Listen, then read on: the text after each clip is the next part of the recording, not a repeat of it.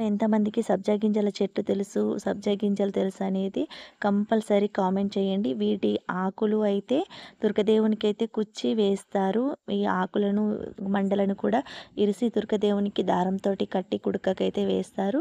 నాకు తెలిసింది వీటి గురించి చెప్తాను. ఇత్తులైతే చెట్టు నుంచి వెళ్ళి తీసి ఎండలో ఎండబెట్టుకొని వాటిని నలిపి చిన్న రోట్లో అయినా దంచి ఇట్లా చెరుక్కొని గింజలైతే తీసుకుంటాము. ప్రతి సంవత్సరం ఇలానే తీసుకుంటామండి. ఫస్ట్ అయితే 1, 2 చెట్లుండేటి. అలాంటివి ఇప్పుడు ఇంటి చుట్టుపక్కల మొత్తం అవే అయ్యాయి. ఆ చెట్ల నుంచెళ్ళి ఇది రెండోసారండి. ఫస్ట్ సారి కూడా గింజలను తీసుకున్నాము. వాటర్ కూడా తాగేసాము. ఇది రెండోసారి. నేను చెట్టు నుంచెళ్ళి తీసుకున్న ఆ సబ్జా గింజలు మొత్తము ఎండలో ఎండబెట్టుకున్నాను ఒకరోజు. ఎండలో ఎండబెట్టుకొని సాయంత్రం అయిపోయాక ఎండాక రోట్లో వేసి దంచుకుంటున్నాను. మా అత్తమ్మ అయితే చేయితోటి నలుపుతుంది. అలా అయితే నాకు రాదు. ఇది కూడా అత్తమ్మ దగ్గర నేర్చుకునే పని. అత్తమ్మ చేయితోటి అంటుంది. ఇలా రోట్లో వేసి కొంచెం అక్కలం ముక్కలం దంచుతుంది. అక్కలం ముక్కలం అంటే మరీ పర్ఫెక్ట్‌గా కాకుండా చేయితోటైతే ఇలా అంటుంది. అయితే అత్తమ్మ పని అత్తమ్మకే ఉంది. నేను కూడా నేర్చుకోవాలి కదా! ఎప్పుడు అత్తమ్మనే చేస్తది అన్నట్టుగా రివర్స్‌లో వేసి దంచుతున్నాను. ఎందుకంటే వీటి స్మెల్ అయితే సూపర్‌గా వస్తుంది. గింజల స్మెల్లు. అండ్ మనం చట్నీ అయినా ఏమన్నా రోలుకు దంచుకుంటే అయితే ఆ కట్టె మొత్తం స్మెల్ వస్తుంది. మనకు అవి చట్నీలలో కూడా స్మెల్ వస్తుందని రివర్స్ వేసి అక్కలం ముక్కలం వేసి దంచుకున్నాను.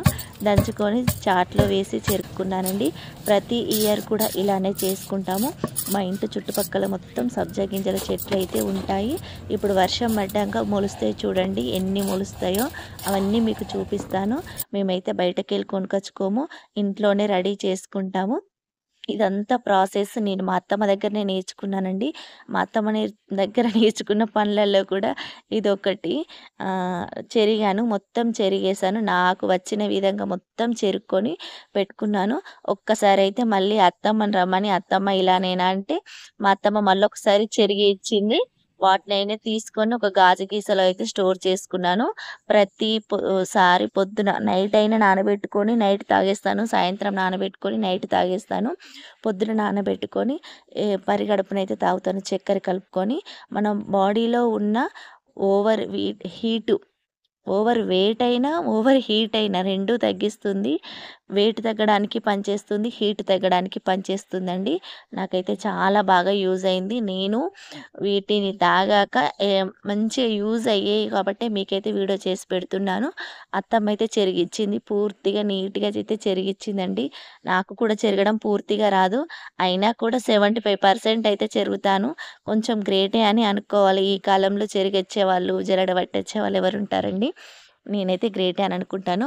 ఒక హాఫ్ స్పూన్ వరకు కప్పులో వేసుకొని వాటర్ పోసి నానబెట్టుకున్నాను. నైటు తాగుదాం అనుకున్నాను. కానీ నైట్ అయితే మర్చిపోయాను. పొద్దున్న తాగేసాను. ఏం కాదు పర్లేదు బాగానే ఉన్నాయి. చక్కెర కలుపుకొని పొద్దున్నే పరిగడుపున తాగాలి. బాడీలో ఉన్న హీటు మన అరికాళ్ళ మంటలు, చేతుల మంటలు, మాడ మండుతుంది, మాడ గుంజుతుంది, తలనొప్పి లేస్తుంది. ఇవన్నిటికి ఉపశమనం ఈ సబ్జా గింజలంటే కంపల్సరీ మంచిగా పనిచేస్తాయి. మీరు కూడా ట్రై చేయండి. మీరు ఎప్పుడైనా ట్రై చేశారా? ట్రై చేస్తే మీకు ఎలా ఉందనేది కంపల్సరీ కామెంట్ చేయండి. వీడియో నచ్చితే లైక్ చేయండి. ఛానల్ని సబ్స్క్రైబ్ చేసుకోండి. మా అత్తమ్మ దగ్గర నేర్చుకున్న పనులలో కూడా ఇది ఒకటి. పొద్దున్న తాగేసాను.